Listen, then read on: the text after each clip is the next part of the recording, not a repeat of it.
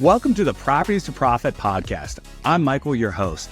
Excited to share with you my journey from a six-figure job to building a successful real estate business. Each episode will explore various aspects of real estate investing, from wholesaling and flipping to managing rentals. I'll share the lessons and insights I've gained, aiming to help you avoid mistakes and achieve your financial goals. Expect guest experts, valuable tips, and practical advice to guide you on your own real estate journey. Thank you for tuning in. If you find any value in this podcast, please subscribe, share, and follow me on social media. Let's turn properties into profits together.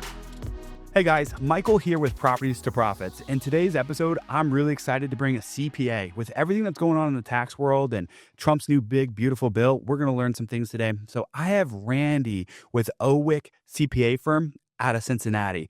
Randy, why don't you tell us about what you do and what's going on in your business? Sure. So quick thing there. We are in Northern Kentucky.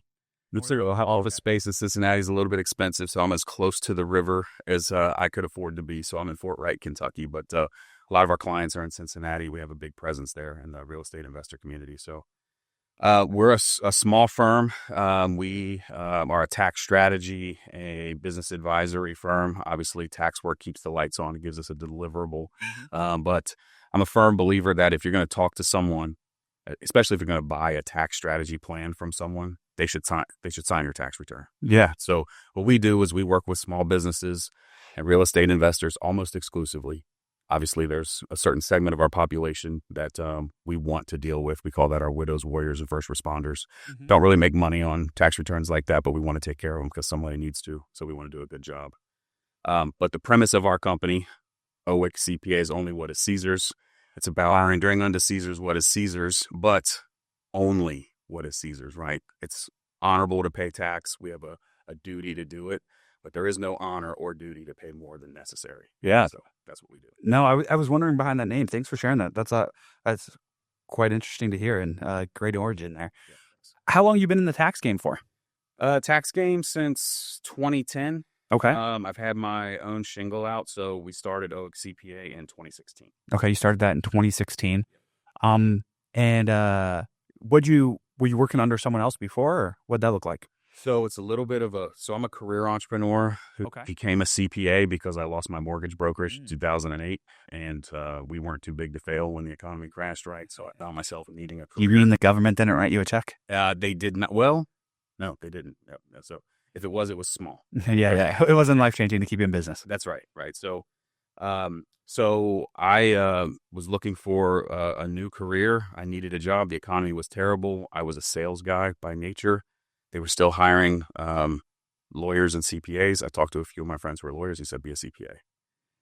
And so I went back to school, got my Master of Accountancy, took a test, became a CPA. That's how that worked. And so I worked in quick prep for a company called Instant Tax Service, which became Titan Tax.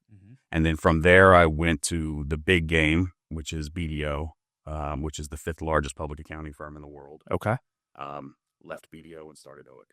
Okay. So you've been at that for 2016, since 2016, right? 16, I've had OWIC. Okay. Yeah. Gotcha. And we just met at a Lamborghini meetup, I believe, earlier this year. Earlier this year, yeah. And you guys are doing something interesting. Kind of tell us what you guys are doing there and what the plan is with OWIC. What are you guys trying to accomplish?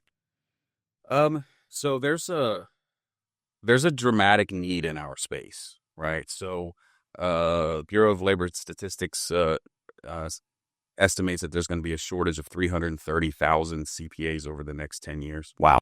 And there are fewer, for lack of a better term, kids growing up into our space. All right. So what we're doing is trying to find a way, and we're testing the theory now. Yeah. Right. But trying to find a way of developing the talent to be able to fill the need.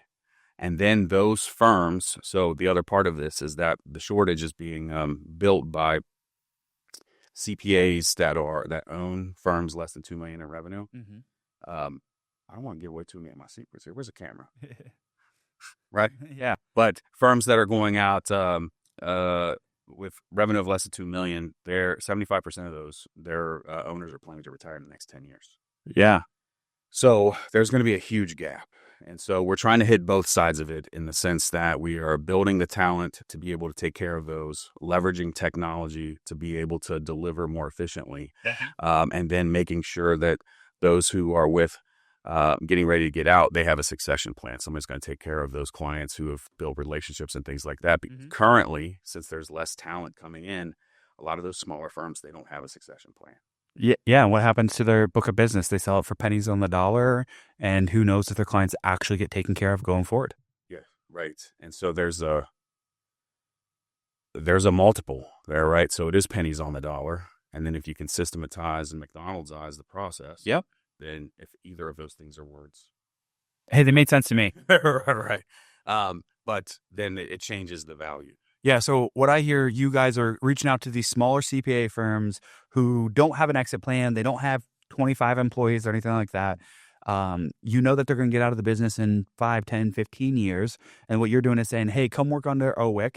Roll your customers in. We're building this new talent bench behind us. And it allows them to get a piece of the pie after they're done working. They service their current clients. And then you guys can help out some of the tedious work on the back end that they probably don't like doing or don't want to do anymore. And then they can get an exit down the road and continue to get paid after they're done servicing clients themselves. Yeah. So that's a great analysis for one of the, if you look at the tentacles, right? So one of the paths, that would be one of the paths, right? Yeah. Some folks say, I don't want to be a part of this. I just want out. So show me my out date. Yep. Right. So they don't, and there's more value for them to get a check now than get a residual down the road and stuff like that. It's an individual basis. Everyone's goal is different. But yes. Okay. So you guys are working with CPAs and you're saying, hey, bring us in. And we have several different exit strategies, whether you want the long-term revenue, a check later, or you want to check at a certain date and you just want to part ways and move on. And whatever happens afterwards is on you guys to monetize at that point. Yeah, that would be like the difference between a partnership, a merger, or an acquisition. Gotcha. Yeah, so you guys are open to any at that point? Any of those ideas. It's a problem that we're all facing, especially as smaller firms. We're all so we all need talent. Someone like myself, I believe iron sharpens iron. And so just the conversation that we had those few minutes, a few months ago when we met, there are people in the space when you're running your company and you are the main decision maker, and you are, the example I give is you're signing a tax return at 10 p.m. on the 14th of April, right? Yeah. It's nice to have peers who have similar experiences or diverse experiences with similar acumen and drive, and that you have confidence in, who can give you different perspectives. And so getting into this community and being able to learn from each other when we used to be on an island is huge, not just for us, but for the clients as well. Right. No, I'm a firm believer of that. I want the best talent in the room around me. I want to be around better business owners, better salespeople, better tax professionals. I think for the average Joe, I know more about taxes than most people, but like you said, iron sharpens iron. And let's talk about community. Something you talked about is like, I don't know exactly the words you used, but it was about a month ago we talked about you coming on air, and you said something about like how you thought community was going to win. Can you dive into that and what you meant by that? Because I think that's what you're trying to accomplish with your CPA firm here too. So community is everywhere. Obviously, we think of community as like our neighbors or our family or our, a particular group that we associate with. We have heritages. I don't want to trip in to say things like ethnicity and things like that, but we have groups of people with shared beliefs or common bonds, right? And there are a lot of examples where if we can remove some of the ego and the individualistic nature that we have to achieve and pull the resources together, we're going to have a better way to take a bigger bite of the pie, right? And I don't know if I'm explaining that exactly well because of, I don't know if it's the lights or the cameras or what, but my idea is, let's just say I went to this event in Atlanta. I'm sure they're going to be okay with me sharing the story, but there's a community there that has been in our country for decades, right? And they all have small businesses. They're very successful. Some have restaurants, some have real estate development businesses. Some are in the tax space. That's how I met one of the folks all the way back in 2010. And what they're doing is they're reaching out into that community and creating a fund. Whereas one of the entrepreneurs in that group wouldn't have been able to take down a deal. This is we're talking about an apartment complex, right? Mm-hmm. One of the entrepreneurs wouldn't have been able to do it himself. But by pulling the resources of the community, they are now being able to take down a larger deal, build wealth, leverage the resources, the talent, not just the money, right? And the lendability, which is what people think of, right? I'm going to go to my rich uncle. He's going to help me buy my first investment property, right? But, there is a extremely skilled builder in that group. There is a extremely skilled human resources. Human resources is so underrated in the entrepreneur space. Yeah, especially as you're growing. Right. You introduced, I think it was Leela. Yep. Leela, you said she runs my operation, right? That is so valuable. So if there's someone in your community that can do that, it just saves and helps us to build. So what we're doing is pulling the resources and finding any reason to build a community around it. Like, for instance, I'm in a fantasy football league. Okay. There are 12 of us.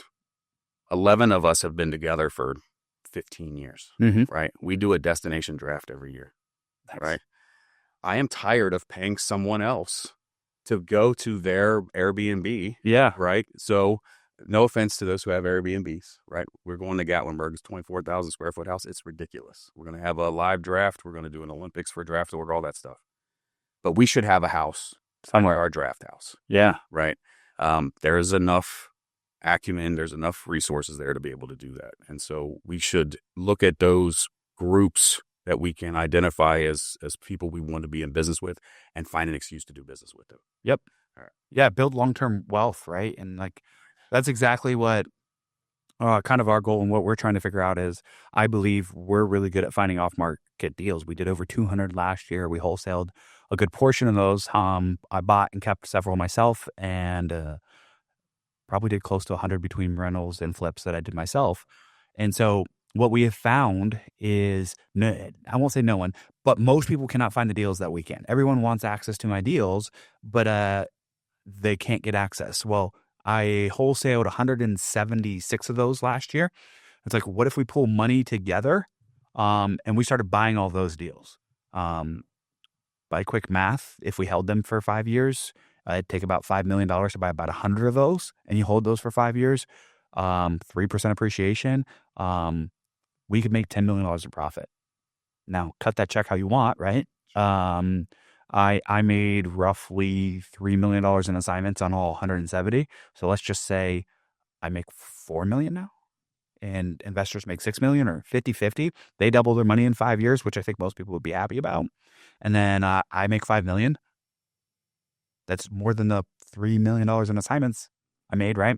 And so it's finding those business opportunities where you can scale them up, bring in people who can solve the problem. We are really good at deal finding. We have a great property manager on staff. What we're not good at is taxes and bookkeeping. We source all of that outside, right? What we're going to need help with as we grow is our property management arm. And then what we want to bring in-house eventually is the construction arm. I had that at one point. So I'm a firm believer of all of that and think it's going to be the way of the future. Like the people who win are going to be able to build communities in this AI-driven world that we're in. Or they're going to have to join a bigger community. And either way is okay.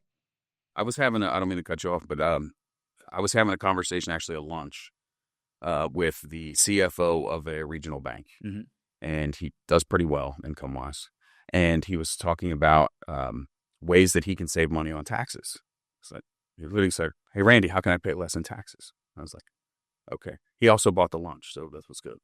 I thought, okay, telling him. And we started talking about business ideas, especially for folks who make over a certain amount of money. And it's, it's great to work if you can get it a high W-2 job, but it's the worst way to make money, right? It's the worst tax. It's the most restrictive way to have business losses offset it, those kind of things. But we started talking about operating a business, and you don't want to open a business to create losses, right? You want to open a business to make money. Yep. And then you want to pay less on that money, all right? But there are paper losses we can create where you're not actually losing money. So one of the questions I asked him is, with your responsibilities of being a CFO at the bank, do you want to be an owner-operator, or do you want to be an owner-investor? Yep. Right? And so the conversation it went a long time because we started talking about people in his life and who, if there was an avatar of someone who you would want to do business with and you would hand over a chunk of money and expect some of that to come back, who would that be?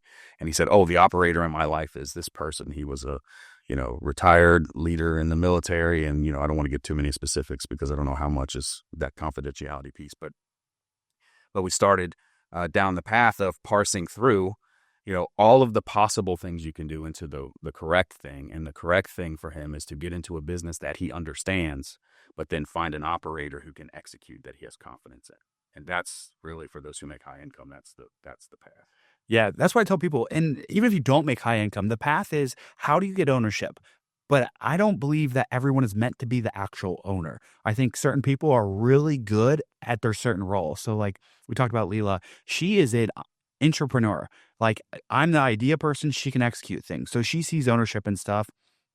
And I do everything I can to help get her tax liability down. It's because I firmly believe owning is the way to go. I just firmly believe that most people aren't meant to be the sole owner or the head guy or gal. They're meant to be underneath someone's arm who cares enough about them to give them ownership at some point once they've proven their value or bought into their value, whatever that looks like. And then they can start to see those tax benefits. So I think that's huge. I think that's also a great opportunity. As you know, a month ago, July 4th, I think he signed the new bill. Can you kind of touch on some of these points? Because I think the tax bill, I just want to touch on the good. There's a lot of bad. I mean, it's 800 pages in the tax bill. Not all is going to be good.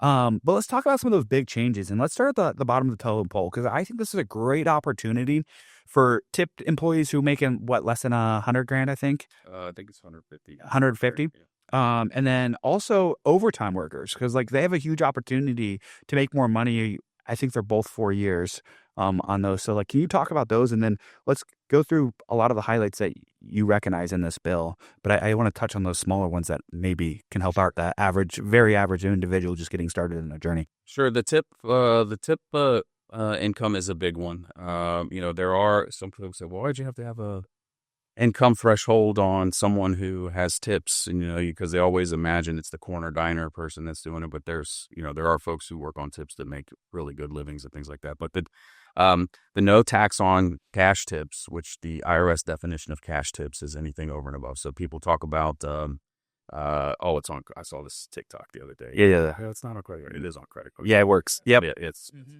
that's how it works. So that's a big one. They get to take as a deduction off of their income. And so the reporting is still out, right? Like what jobs are going to qualify, how's it going to show up on the W-2 and those kind of things. So that information is still out because there's a big opportunity game in the system, but that's going to be out by October. Yep. Right. So the things that qualify, but that's huge. Right. And so you're talking about sliding in our tax. I don't want to go too much into the tax code because I don't want to bore folks, but the way our tax system works is that we all pay nothing on the first portion of our income. Mm-hmm. You're rich or poor, we all pay nothing on the first bit. And then we go into 12% and then 22% and then beyond, right? If you're thinking of that tipped income as the last dollar in, it's the most effective dollar, right? So those tips take you from the 12 to 22%, and your effective rate's not going to be 22%. Please don't come at me for that, but that's how it's. So maybe your effective rate is 17% because you get to enjoy each of the buckets. But we can count that savings as of the last dollar in, because what that marginal tax rate means is if I make the next dollar, I'm going to pay 22 cents in taxes. Mm-hmm. Right, so I take that right off the top for my tip income. It's a big deal. Yeah, so it's a big deal. Yeah, on $10,000. You could be saving $2,200 in a year. And to the average American who doesn't have $1,000 in their bank account, to me, that's life-changing. And then now it's, what do they do with that money? Are they smart and do some kind of investment to start paying themselves or go educate themselves to go up the ladder or build their skill, whatever? Or do they go spend it on a TV and an Xbox and some video games or a vacation, right? That's up to them. But I think it's all done a great job. Our government did a great job of finding ways to save money. That money's going to come back into the system some way, right? In a savings account, then the banks lend it out, right? It's going to be spent on an Xbox or PlayStation, which is going to create more jobs, all of those things. And Best Buy is going to make money, or Sam's Club, wherever they buy it. Or they're going to spend on vacations and Airbnbs, hotels. All of them are going to make profits, and it's going to stimulate more spending and stuff like that. And I think it's going to be huge. And the one that's kind of confusing, but I think helps a lot of people out, is the overtime rule. Yeah. And if you can kind of explain that, because I bet you could do a better job than I could. Sure. So the overtime rule, while it's great, it's better than nothing. Yep. It's not as dramatic as people thought. What it is, let's say you're somebody who makes, just make the math easy, you make $20 an hour. Mm-hmm. And so when you work overtime, you're going to make $30 an hour. Yep. All right. And what a lot of folks thought was that they were going to get that $30 an hour tax-free. That would have been sweet. But it's still sweet to get the 10, right? It's just not as much as, so there are some parameters, and I don't want to act like politicians are altruistic and well-meaning and any of that kind of stuff. It's, I think there are good and bad, but so the having the $10 tax-free is a huge benefit. And again, those are limited in income scale and that kind of thing. So, but it really does add up if you think about it. And let's just say you work, I don't think it'd be unreasonable for someone to work overtime workers. If you work overtime, you work a lot of overtime generally. Like, I think about the nurses who work overtime, they are trying to get as much as possible, and maybe it doesn't apply to them, but I think landscapers, those guys who are making, let's call it $20 an hour, they're working 400 or 500 hours of overtime a year times 10. That's $5,000 that in the same bracket that could push them up to 22%. And that's $1,100 that they get to save on their taxes at the end of the year. And it's the same thing. It's a deduction at the end, correct? Right. And so like they won't see it right away, but when they get their tax return, assuming they file correctly and all that stuff, it will be a huge benefit. And once again, to the average person, save $1,100 goes a long way. And then they can use it to educate themselves to go make more money. And you have at least 4 years of this, and we'll see what the next administration does, if they renew it or anything like that. Sure. So let's talk about quick thing you said on that about if they do their tax right. So the W-4, I'm not sure how the adjustments are going to be need to be made on your W-4. The W-4 is comprised now is not very good. So there are a lot of folks who are coming to tax day and they're not getting as big a refund, or they're having to pay, but maybe not necessarily realizing that they made more money throughout the year and those kind of things. My personal opinion is that we owe as much as possible on tax day. That eliminates the penalty. Yeah. Right. So I don't want to give the IRS an interest-free loan, but I don't disparage anyone who uses it as a vacation fund or something like that. And so there will be changes to the W-4. There has to be, based on the way that calculation is going to work. And so when that comes out, talk to your advisor and do a projection so that you go 2025 tax work in 2026 is going to be bananas. Yeah. But hopefully we can fix it for 2026 and then your 2027 tax work. Right? Yeah, because a lot of these rules have come out, but the IRS hasn't given guidelines on how to get all these benefits correct. Right, specific instructions. Yeah. Those things typically will come out, like I said, October, but we've had them as late as like January. Don't you love that? It's the best. January 15th, you finally get what they're doing. And like, hey, and we open tomorrow, so send your tax returns. Yep. All right, so let's talk about how this bill is going to help business owners, because I think that's the big winner here, through like cost segregations, and if you want to talk about all of that, because I think there's a lot of opportunities for business owners, especially those who have to buy things, say equipment, trucks, buildings, all of those things, and if you could dive into that and how that's going to help people. Sure. So the Tax Cut and Jobs Act of 2017 was extended and made permanent. That's huge. Like apolitically, it's a big deal for small business owners, businesses like mine and most of my clients. I believe that is huge. Like, so let's touch on that, because now the only way it changes is if the next administration or administration in the future says, hey, we want to axe this. Whereas before in 2017, it was coming to an end. Every year got a little bit, you saw less and less benefit every year after 2021 or 22. Right.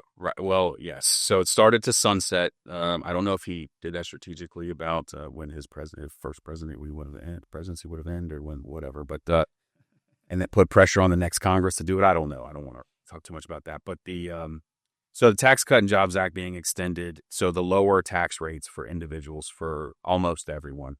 I think 77%, I think, was what the actual end was.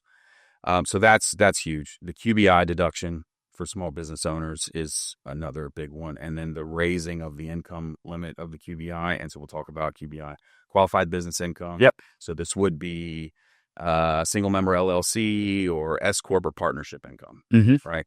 And then real estate investors who have qualifying real estate investments as well. So Schedule E type income. If you make, it's a 20% deduction, right? So if you make $200,000, it's a $40,000 deduction. That means you pay taxes on $160,000. Yep. Right off the rip, right? Right off the rip. And then I do all of these things, and I understand we're stacking these things up, right? But if we do all of these things to keep the math consistent across the board as the last dollar in, you can imagine shrinking that 40,000 from the top bracket. It's a huge. I mean, and when we're talking about folks who are doing really well, but building toward long-term wealth, so we have a good income, and then we are investing so that we don't have to do this forever, or trying to leave a legacy and those kind of things. Cash flow is not always exactly what people think it would be. No. So saving in taxes is huge. Yep. Right. It's huge. It gives us the ability to split it up. I always talk about feeding the bear. You were talking about how people consume, when you give someone a $2,200 additional tax return, what do they do? Right. And that's spurring the economy. If someone gives, this is to be offensive, but if someone gives you a $2,200 tax break, you're going to put it in the bank or in your next deal or something. Right. But if I am, living paycheck to paycheck and you give me a $2,200, there are things I need to buy, improvements I need to make. And that spurs the whole economy. It does. Like, it gives me a down payment on a car. So then the car dealer gets, the car dealer makes profit. The car salesman gets commission. The title work, all the things. Work, all the people who are in positions, the sales tax revenue, all that kind of stuff happens. So that's good. So QBI deduction, huge. I made a note and didn't circle back on that. The bonus depreciation extension to 100% permanent. I'm excited for this one. I mean, it's, and then there are, if I didn't say this, QBI went from 315 to 382, right? Which is, it's a big number. You talk about the max income limit. Yeah. Income. Yeah. No, it's a big jump. Right. And so you can still get it if you make more than that, but the calculation is different. It changes. Fees and stuff. So moving on, the 100% bonus, especially with our clients, we're niched, small business folks, but before this recent acquisition, the firm we just bought, let's say we had about 500 clients, 400 of those are real estate investors in some way.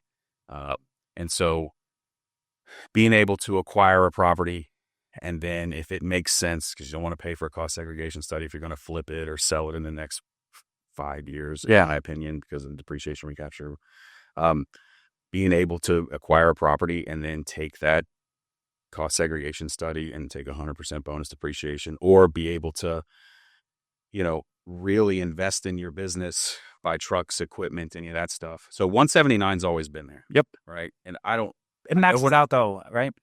It does max out. It's a high number where it maxes out, but it can't take you past zero.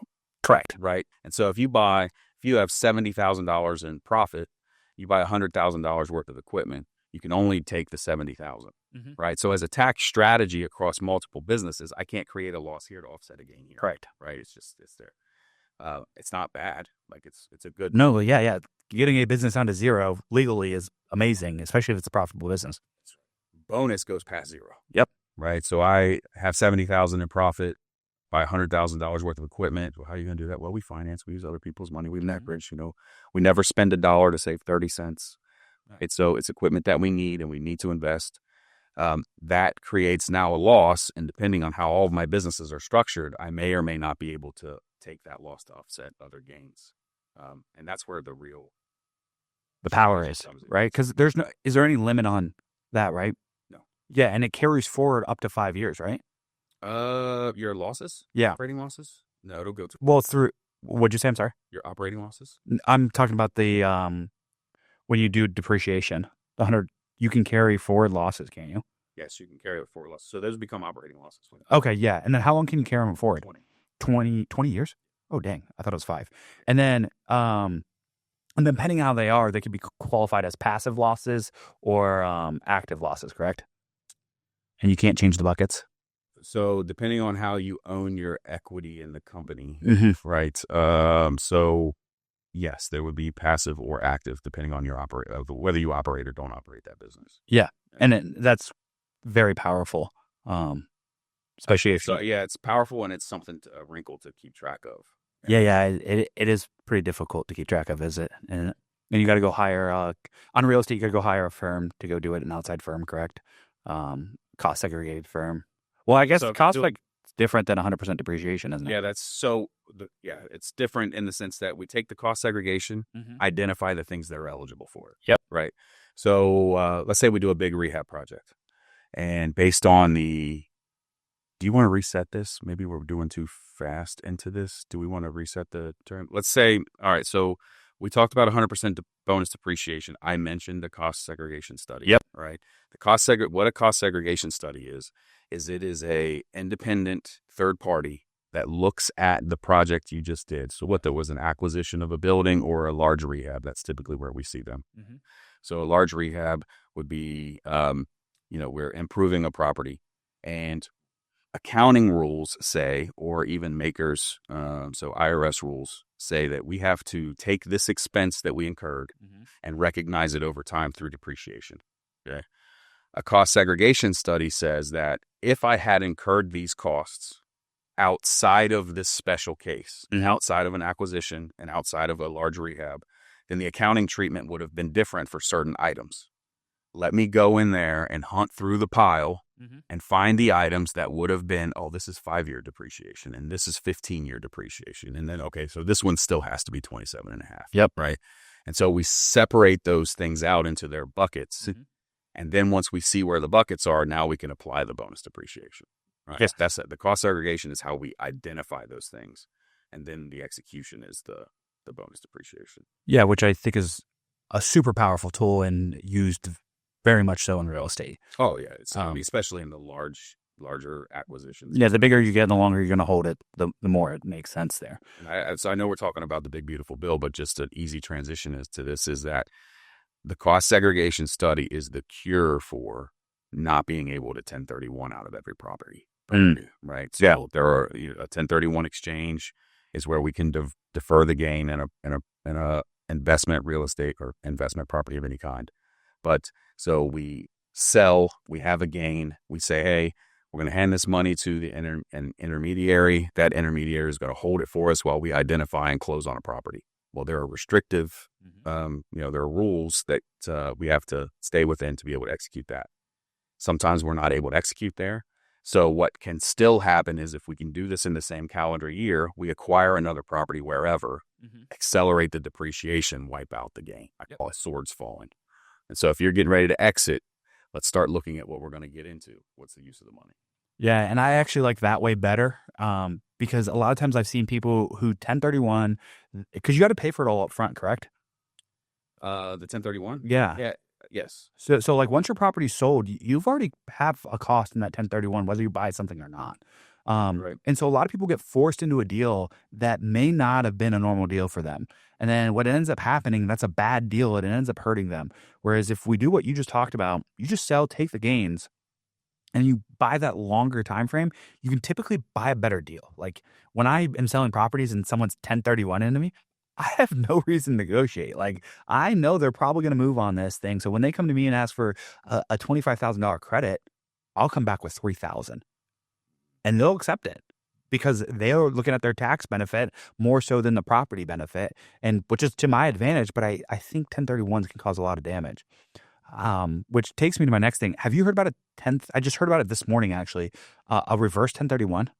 I have heard that term before, but we haven't done one and I don't refresh my memory. So I've never heard anyone doing it before other than today. So like might be something good to look into, but it's where you can sell the property or you buy your property and you're going to 1031 old properties you have. And then within 60 days of buying the property, you have to identify 3 properties or the properties you're selling to roll into the cash. So like I'd go to Randy and say, hey, Randy, I'm buying $1 million property. I need $200,000 as a private investor, but don't worry, I'm going to pay you back in 120 days because I already have these properties I'm going to sell over here. And I guess you can do electives to the IRS to do a 1031 reverse 1031. Okay. So it was kind of like a pre-identified 1031 exchange. Yes. But instead, next time I'm in, I'll have details on it. yeah, because I was like, holy cow, that would solve. That's the reason I've never done one.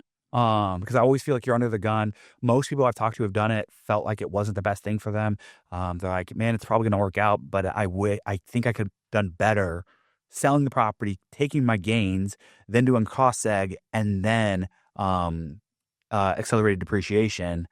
And I would have been better off because I could have negotiated a better deal over here.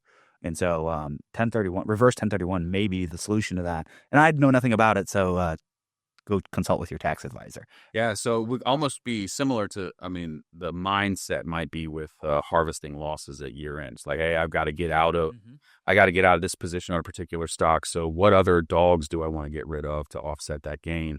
You would say, hey, I'm looking at exiting on these properties, so I need to find a deal to do that. Yeah, I think that's good. You're talking about the 1031s.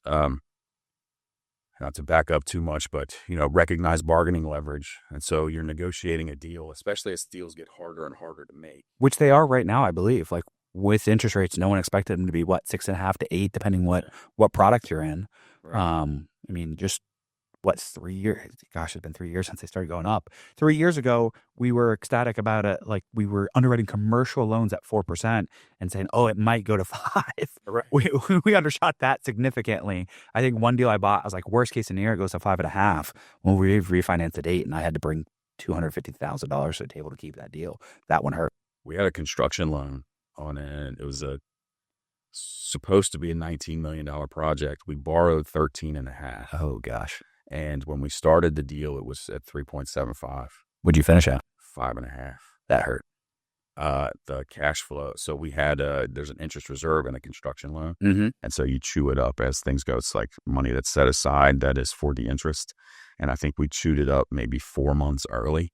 Yep. So before it was operating, so we weren't getting rents, and it was 84 unit townhomes. Not my deal, client's deal. Yeah. I was involved. Yeah. Right. Did he get out of that deal okay? Yeah, so it's operating, it's doing well. I think I always say we want to talk about clients, but I think the idea is to hold, proof it, and then ultimately sell it. But yeah, so it's doing okay now. But during those, He's sweating. yeah, I mean, those are big numbers. Huge. So you're operating. Yeah. A $90,000 change a month is gonna hurt you. So Yeah. Very few people. I mean, we're seeing, especially in that multifamily game, lots of debt coming due, and a lot of people are in trouble because no one knew interest rates were going to go to where they did. And so let's talk about the big beautiful bill. Let's kind of know we're getting some good stuff here, so I appreciate it.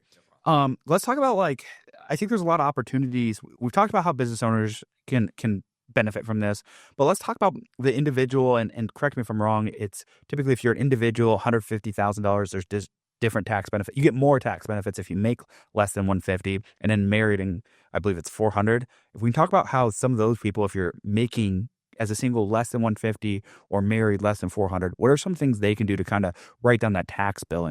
And we'll start there, because I have another question. Because part of my thing is, I'm always a firm believer, learn to make more money before you worry too much about your saving tax dollars. But I'll let you go ahead. So all the time I get the question about, well, I need to get some loss. I had somebody ask me the other day, I'm sorry you watch this, asked me the other day, it's like, hey, I don't want this truck anymore, but should I fix it for the write-off? And so I literally dropped what I was doing and called him, right? It's like, no, here's the idea. What's the cost to replace the truck? How many uses of the truck are you going to need to get out of this to record this, amount? Was like $11,000 or whatever. And we will never spend $1 to save 30 cents. So what's the value once you put this in there for the truck? What can you sell the truck for now? Those are the things we need to be thinking about. Not, if I spend this $11,000, can I deduct it on my taxes? Like that's it. So exactly that. This is a super smart guy too. Yeah. By the way. It's always the smartest ones who look at it that way too. Right. Like it. So $150,000 is not mom and pop, in my opinion. I think that's a good living you're making there.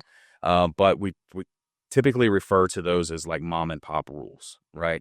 Especially with our client base, with investors in real estate. What you're able to do there is, real estate investment is per se passive. Right. And so it shows up on the Schedule E. And even if you have it set up in a partnership with, either a partnership with your spouse or a partnership with, your friend group or communities that we just talked about. Those are typically rental real estate rental income is a separate line on the K-1, right? And so that is not subject to self-employment tax.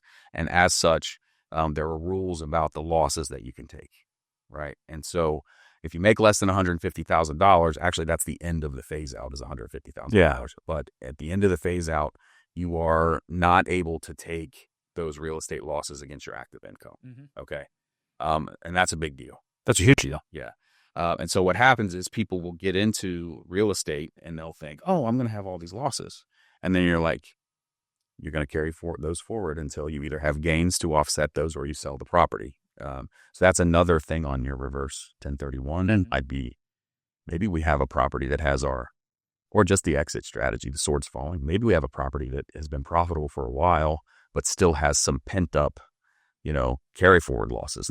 We reduce them every year, but we didn't chew them all up. So maybe we have some losses we can use on an exit strategy. Yeah. There's some workarounds, but I think we're going to talk about that next. Yep. So changing the nature of your business is the way that we can do that. It's tougher in real estate. There's a specific carve out, right?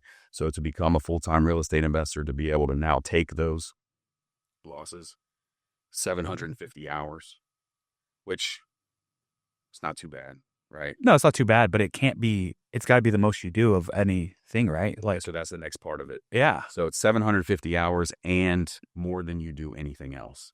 And so someone who has a W-2 job that tells the boss that they work 2,080 hours. Good luck. It's hard to do that. Yeah, you got to work 4,000 plus hours, and the IRS is going to audit you if you say that too. Right. Now, there are folks who are W-2'd who have a specific carve-out. I think since 2010, I've had 2. Yeah. Right? And each time I got a disclaimer. Right. Yeah. Your representation is that you work this S number. Right. Yeah. And this comes back to you because that's just the hard thing to justify. Can we move right in? Let's move right into it. I think that's a good point because I think what happens if you're making more than 150,000? You can't get those write-offs, right? Right. Or 400 as a couple, married couple. So what can they do? 150 is actually married. Oh, 150 is married. Okay. I had that mixed up. That's okay. Yeah. So so it's a low when it's mom and pop. It's not. You can have a good life at 150,000. Well, as a married couple, what's the average income? I think now it's high 60s right now, right? Yeah. I heard recently that it was in the low 70s, but I don't. Well, yeah. Let's just say it's 70. You're right there if you're married and both parties work, right? So you're at the bottom of the phase out. There's not much left, and one little raise kicks you out. So what are the opportunities for people who make more than 150 then? So there's a couple things that you can do, and again, you want to be strategic about this. You don't want to run headlong into something, but one thing that you can do is if you set up active businesses, and one of those active businesses would be a short-term rental property, and you spend 100 hours on doing that, but you don't operate a hotel, right? So there's a specific carve-out that you would be able to take those losses. It's still reported on your Schedule E, but you could take those losses. And then there's other strategies that you can use, which would be, everyone's situation is different. Yeah. Right? So you really have to dig in. There are no blanket strategies, right? Let's say, for instance, that you're married, and one of the the wife works and has a strong W-2, and then the husband is kind of an entrepreneur and has a bunch of hustles and has a property management company and does rental property, things like that. So what you can do is now take and create a company that your husband owns, the wife can, the husband owns, spouse owns, and he can participate in that actively, and then use those losses to offset the strong W-2 earners' active, W-2 income. Yeah. And this is I've got a client when I started working with him, he had a couple duplexes in Toledo, Ohio, and now he has 800 doors. Oh, wow. And he's marrying a doctor. You got to make the dream. This is the dream, right? Because he bought 5 apartment complexes last year, right? And so he's going to have those losses now in his active businesses that will now offset her W-2 income. Yeah, which is super powerful. And that's life.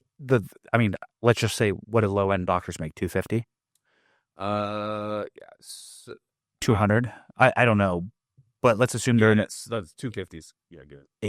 There are nurses who make that hill. Yeah, no, the nurse across the street I grew up with, he works overtime. He's already retired because when you are a nurse for Ohio State, it's incredible. He's got 2 pensions through Ohio State, and because it never stops. So his pension income is over $400,000 a year because they add the working hours you got plus your first pension, and then you only have to work another 20. His pension's $400,000 a year, and he's still working as a nurse. And he's 68 or 69, something like that. And so, yeah, it's super powerful. So, I want to touch on that because, in the $225,000 with no write-offs, that's easy. You're probably, 30% taxes? Yeah. And so imagine the year-over-year difference. So she was a single person making that high income last year. Yep. Which the tax rates for single people are. Yeah, let's just do easy math. 200 at 30%, she's paying $60,000. Right. Adjusting for, I just had to put this disclaimer out there because somebody's going to adjusting for the margin or the effective rate, right? So yeah. Just to make it easy. Well, I'm assuming she's making more money, I don't know what kind of doctor is. Is she a surgeon? Is she my buddy's an ortho surgeon. His year 1 salary is $295,000. By year 10, it'll be over 4. Before any bonuses.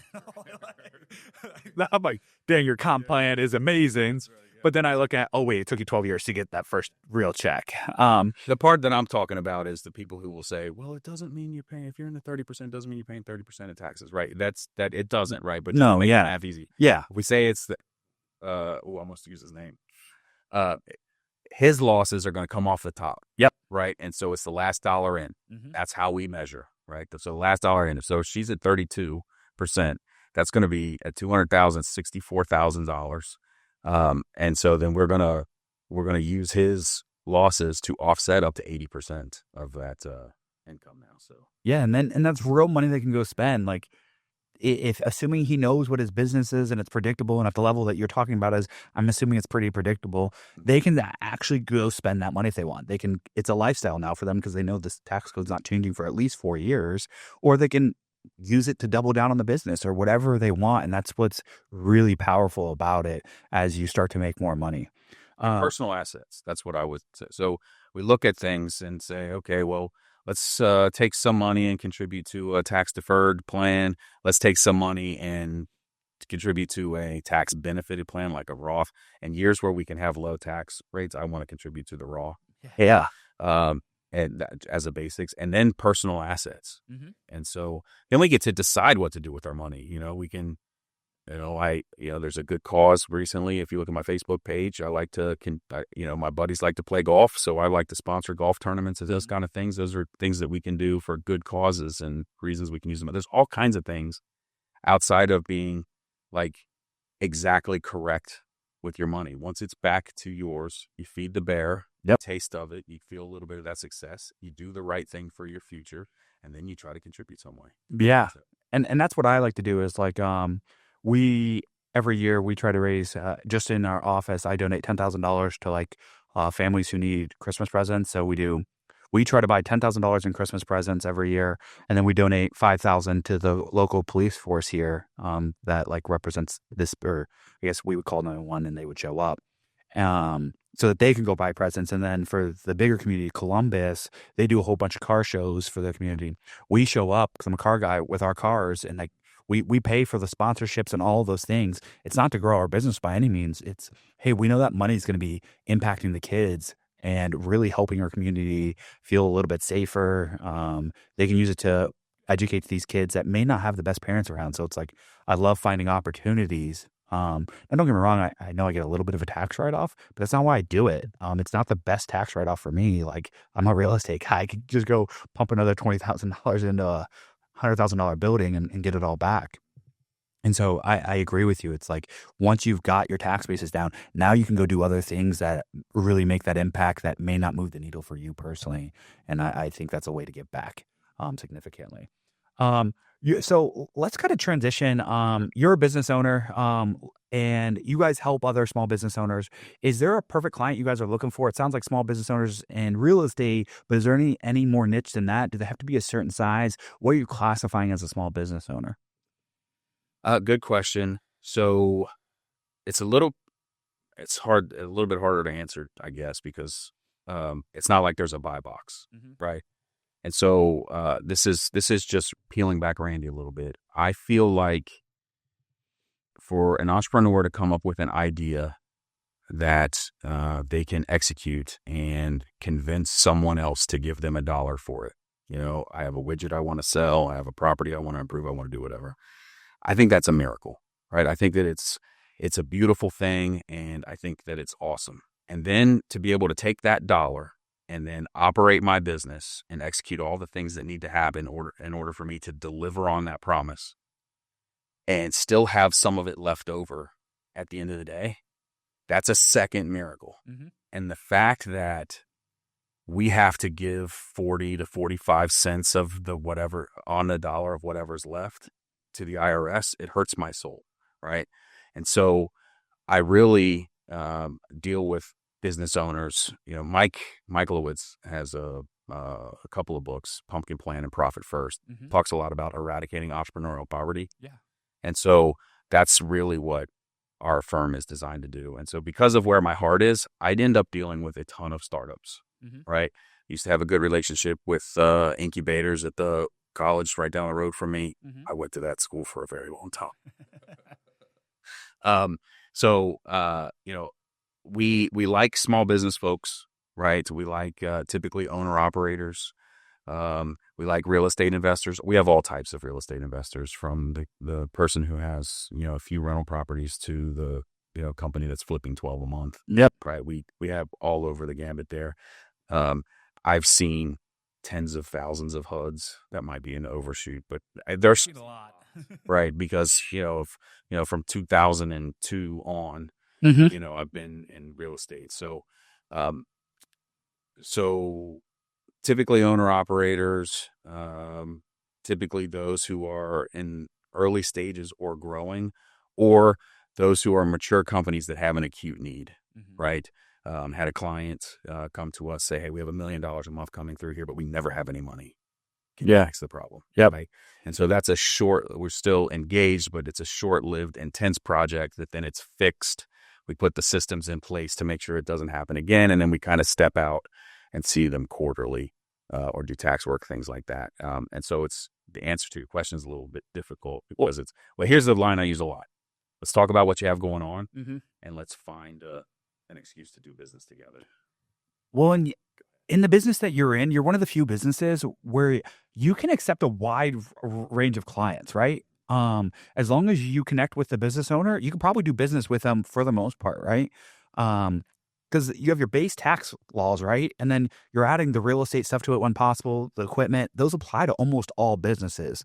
So I think that's a great point, is that like, when people normally come to me to buy a property, I'm like, oh, I want to buy my first property. I'm like, what kind? I don't know. I'm like, well, you're never going to buy one. Yeah. But in your case, because like how you handle a 1930s single family house versus a 100-unit apartment are two different things, versus a hotel versus a restaurant versus a Starbucks location. They're all managed very differently. Where in your case is books are books. Like real estate books are the toughest, but if you can do those, you can do almost every other business books. Unless I'm. I would say, yeah, you're right. Some of the larger real estate companies still have us do them. Yeah, because it's super complicated. It's just buy property, and sometimes they're separate entities, right? You'll have a marketing company, a construction company, a wholesaling company, a retail sales company. Yeah, they have 10 holding companies if they're have a couple hundred doors, right? Right. So that gets super complicated. So if you can do the complicated thing, you can take care of the landscaper who's doing $500,000 a year with 5 employees or whatever that looks like, 2 trucks, 4 mowers, and running a space, and help him or the HVAC guy or anything like that. Because real estate's by far the most complicated one and the one you have to be in, and the most cash intensive, right? Well, every dollar changes the deal, right? Not that every business isn't that way, but one of the things we talk again, I feel like I'm constantly kind of weaving around your topics here, but No, it's okay. There's a lot of information here. You make money on the buy, right? And that's your secret sauce. You're really good at sourcing deals, right? You did 176 wholesale deals last year. People want to be a part of your deals. You want to find a way to be able to take a second bite of the apple. In real estate, you kind of have that fallback where if, let's say something happens on a flip project, right? And it changes my budget by 25 grand. That could have been my entire margin, right? That could have on a newer house, not uncommon. Yeah. So that could have been, so now I am flat on this deal. And so I can go into a deal and say, I will never buy a flip house that I would not hold as a rental.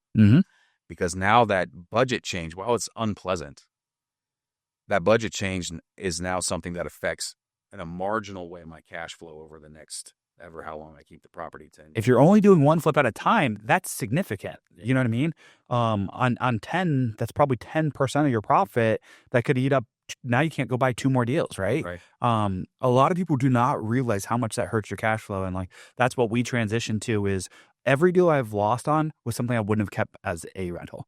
Like it's crazy because it's the 25 hurts you, but it's 25 combined with the holding costs that really gets to you. And if you can just make the decision today to turn this into a rental because it cash flows or it's going to cash flow in a year or two, you can make that decision quickly. Where it's the ones that are like, we're going to lose $1,200 a year for the next 3 years if things go great as a rental.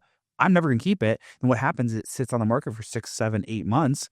And that's what kills you on top of the extra expense. Sure. Yeah. If there's holding costs, if you have a loan, use other people's money, those kind of things. And so your specific example is softening it a little bit because you're really high and you're a major player in the space, and not to give you your flowers. Well, thank you. We're trying to be one. I don't know if we're there yet. I'm talking a little bit more about the guy who works at Toyota and has a couple of flips and 5 residence rentals, and his thing is I'm going to do 3 flips and use that money to buy a rental property, that kind of thing. And so if that's the goal, then any of the projects you get into, right? Because you're super skilled at this. So if you look at a neighborhood and say, you know what, I don't want to rent here, but people are buying because it's close to this and it's close to that. It's hot and I can get in at the right price.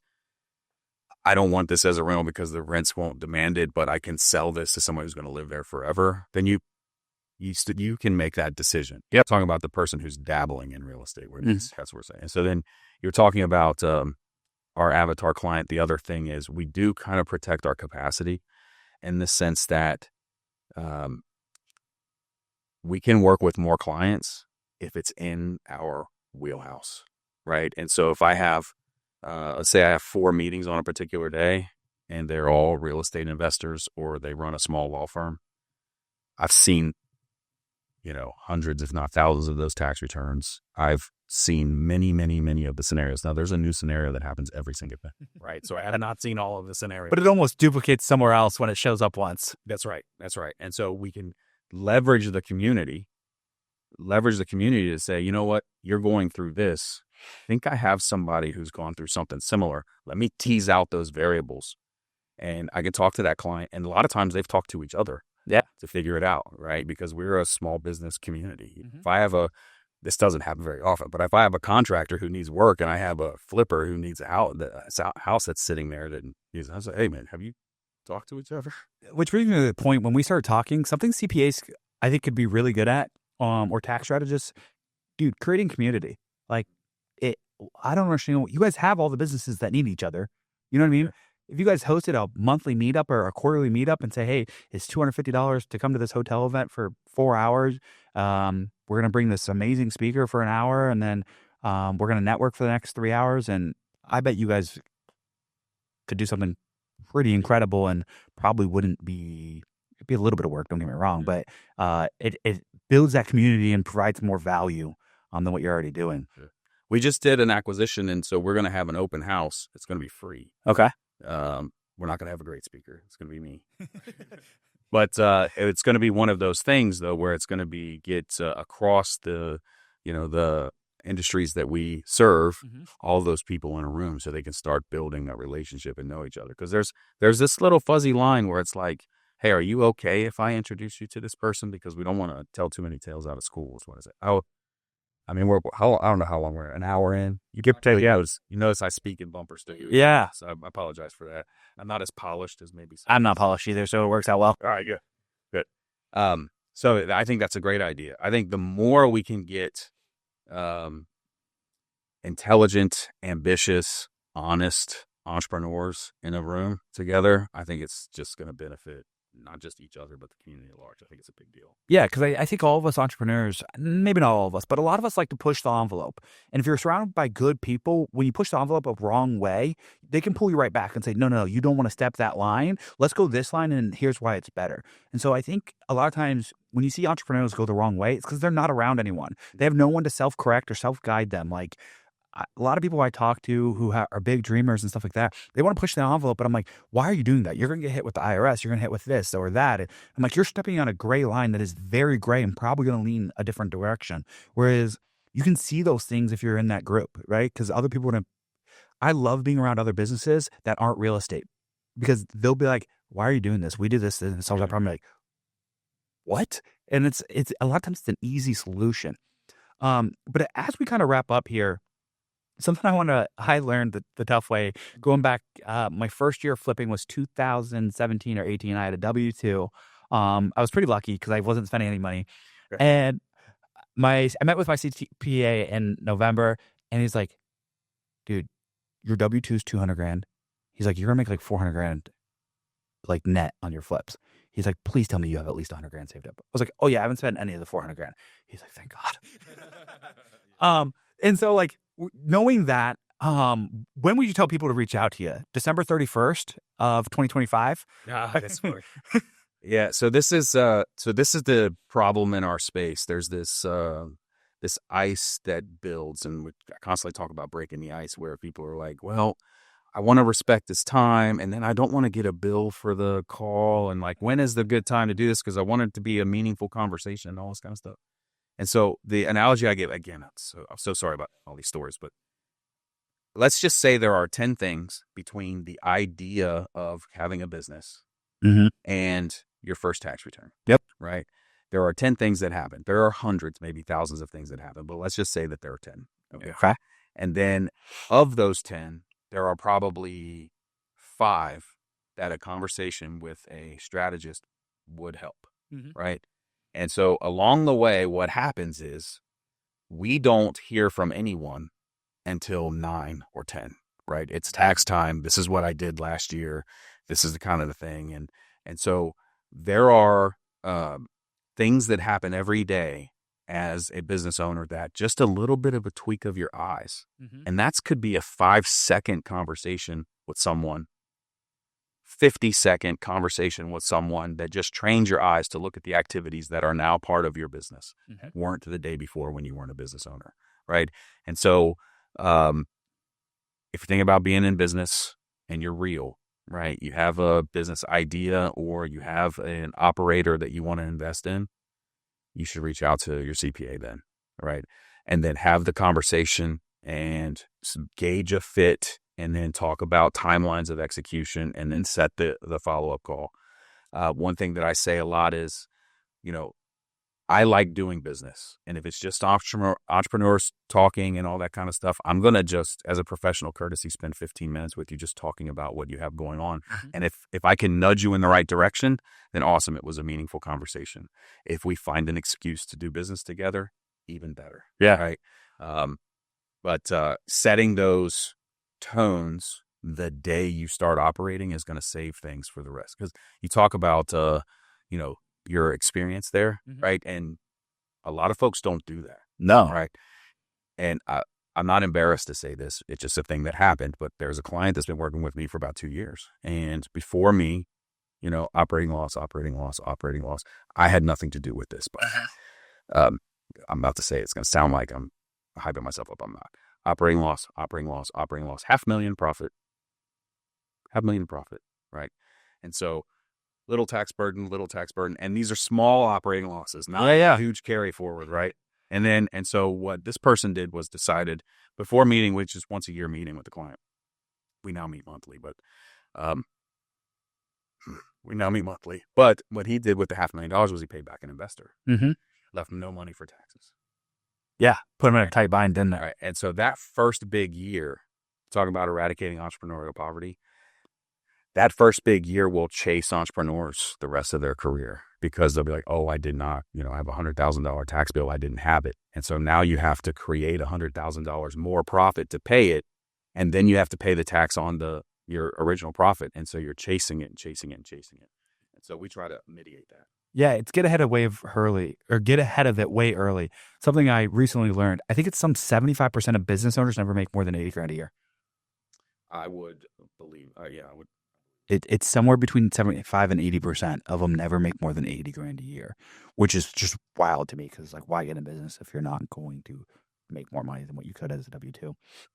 So if people want to get a hold of you, let's say they don't have any tax professional helping them out, they need help with bookkeeping and all of the things tax related or financial planning to make sure they're getting ahead of the IRS. They're not writing a big check every year because we'd rather see them spending on the things they want to spend it on. How can they best get a hold of you, Randy? So they can call our office. They can email either our support or accounting or me directly. Okay. And they'll ultimately end up having a conversation with me. And so we'll, so I don't know if I should give that now. If it's not Yeah, we'll put it in the show notes. So, okay. So it's just randy@owictax.com or accounting@owictax.com or support@owictax.com. They all go to Randy. Obviously goes to me. Support and accounting go to different people, but it'll all funnel back to me. We'll set a conversation. We're in our second busy season right now. So, yeah. It's October or September. September 15th. September 15th is our firm is the biggest deadline. Yeah. October 15th is intense because there's no safety net. But our small business clients, we have a lot of S corps and partnerships. The extension is due September 15th. Yeah. You get a small window after April, and then you get probably 30 to 45 days where you can relax, and then you got to kick it back up. And then after October 15th, you can chill for a month or two, right? So we're starting our school in November, but so we'll take a couple weeks, probably relax, and then try to that staffing thing. So we're piloting our tax university this year, so we're going to jump into that in November. Yeah, I think that's a credible opportunity there too. And so I always tell people, like, if you don't know what to do, go to school for being a CPA, like something along those lines, like welders. Go find the area where the demand is, where the puck's going. You could see like the shortage is coming that way. There's a huge demand for it, and there's not a lot of good ones either. And the good ones are hard to get a hold of. And so a lot of times you guys book up quick, and you're like, sorry, there's not much I can do. We do book up quick. I know we're trying to wind this down, and I just had another. No, add any notes. I think this is super important. There was somebody who said that if you can't figure out what to do, think of the hardest thing you can do. Mm-hmm. Do that. It's a little bit of how I got into this space. But the CPAs, those who are going into the CPA space, technology is taking over so much of the beginning work, right? And so the way that we cut our teeth and become experts. Right, I was on a Canadian controllership team at GE. It's a blip on the radar, but I learned so much by having a 5,000 line balance sheet and having to reconcile and manage that whole process and all the feed ups and that stuff. And now AI and technology does it all, doing it for you. So if you're going to go into those spaces, go into a space where you're actually going to be able to do the work. Right, there's prestige with going with a big firm. And all that, and you're going to learn. It's like having Harvard on your resume in our space. But if you go to a smaller regional firm where you're actually going to dig in and see how you take the information and then interpret that information and then give that to a business owner that then executes on an idea, and then you see the fruits of that idea show out, that's where you want to be. Like that's the.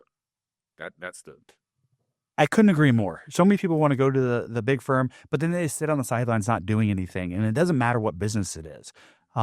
Whereas you can go to the small business who's driven, he's growing year over year, 25, 50%, whatever that number is. And you get to do the actual work and you have to figure some things out on your own and they're double checking your work. That's where the real growth happens much faster, which is going to help you make more money. And that's how you can get into businesses where you can partner with them and start saving even more money on your taxes. So Randy, appreciate you coming out. We'll look forward to connecting again and, And so I'll make sure to put that in the show notes. So if you guys need tax help, reach out to Randy. He knows this stuff. He's knowledgeable and he can help you out in whatever stage in business you're in. So thanks for coming again, Randy. Thank you for listening to the Properties to Profit podcast. I hope you found today's episode valuable. If you enjoy the show, please subscribe and share it with others who might benefit. Follow me on social media for more updates and tips. Until next time, keep turning properties into profits.